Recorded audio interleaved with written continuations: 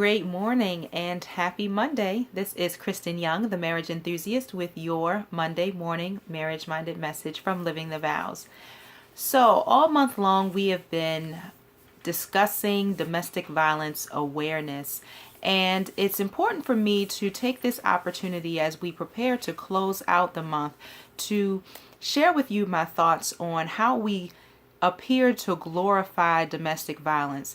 And I know for many people it's not done intentionally, but since we are bringing awareness to domestic violence, I feel it's my responsibility to bring awareness to how we, again, appear to glorify domestic violence. And I think about this because it's so often that we hear catchy phrases and we see things that seem to catch on like wildfire, and we just kind of go with the flow. A lot of times it's fun, and as I said, more often than not it's catchy, whether it's music that we sing along to or fashion or catchphrases.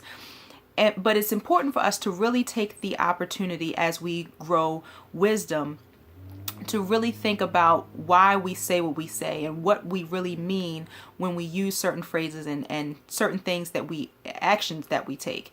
So I think about, as I mentioned, certain music that we play. A lot of times we play along and we sing along to certain music simply because we like the beat.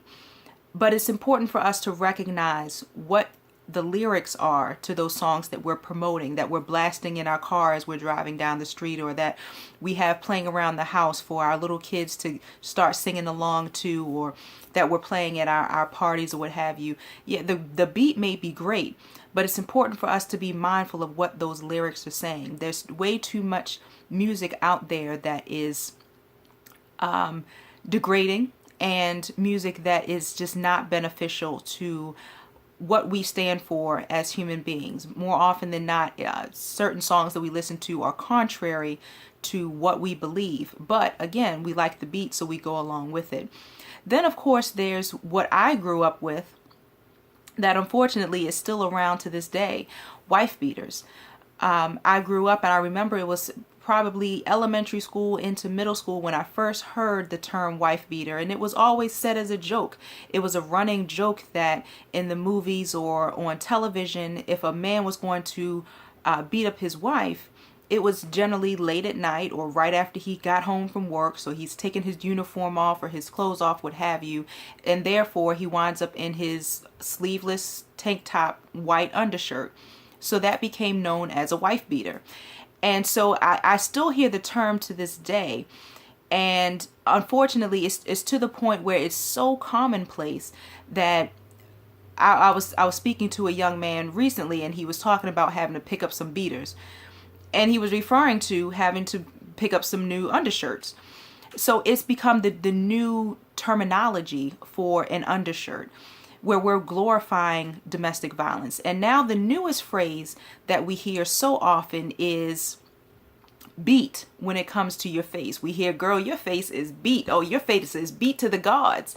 And we say that and we mean it as a compliment.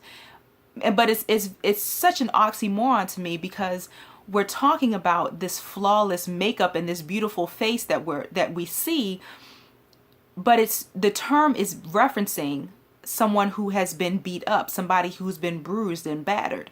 So why do we think it's okay to glorify that? And why is it that we choose that term to glorify beauty? And it's important for us to recognize, again, what we're saying. It's a catchy phrase. I know it came out with some makeup artist, and he started it, and it just kind of caught on. And again, it's meant as a compliment, but are we really thinking about what we're saying?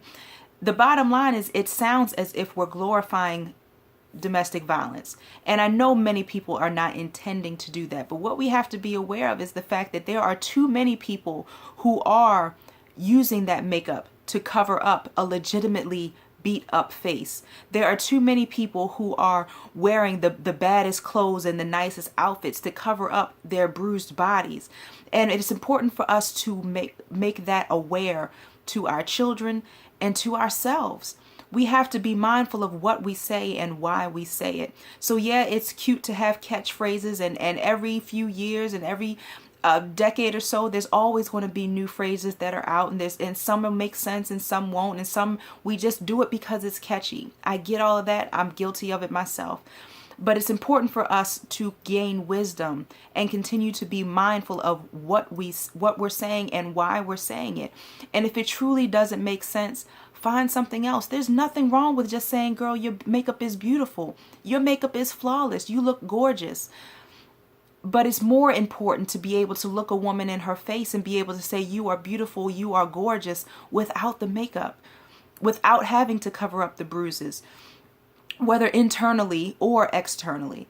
So I encourage you to just take this opportunity as we wind down the last week or so of Domestic Violence Awareness Month. Be mindful of what you're saying. Be mindful of who you're saying it to. There are too many women who unfortunately have experienced a true and legitimate beat face. And I'm sure she doesn't think it's a compliment when you reference her makeup or reference somebody else's makeup as a beat face, because she remembers what that beat face really looks like. She knows what that beat face really feels like. So I'm not saying this to down anyone. It's simply awareness. That's what this month is about, domestic violence awareness. So I encourage you to make yourself aware of how you are showing up and how we are supporting humanity. So I encourage you to think twice the next time you reference a wife beater or a beat face, and just find another way to say it. Create your own term that can be catchy, that you can use that with your friends or whoever, that may catch on around the world. You never know what's going to go viral nowadays. But let's be mindful that it's so much more important to stand up for humanity and not make jokes out of people's legitimate and true everyday pain. So if this video is of any value to you, I thank you so much for continuing to tune in every Monday. I encourage you to share this video, and of course I encourage you to support Living the Vow. So please like us on Facebook. You can follow us on all social media at Living the Vows. So Facebook, like our fan page. On Twitter and Instagram, we're Living the Vows. And of course, if we can be of any support to you, we are all about healthy marriages. We are not in support of any level of domestic violence, and if that is your situation, we can offer you assistance there as well. We can lead you to the right direction. Please do not go alone if you are in that situation.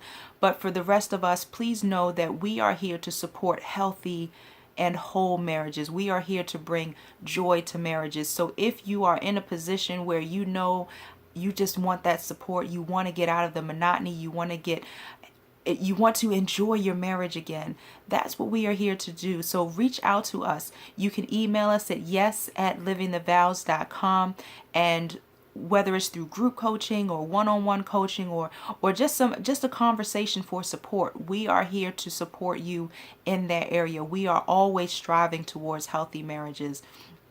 So thank you so much. We appreciate your support. Have an intentional week, and we will see you next Monday.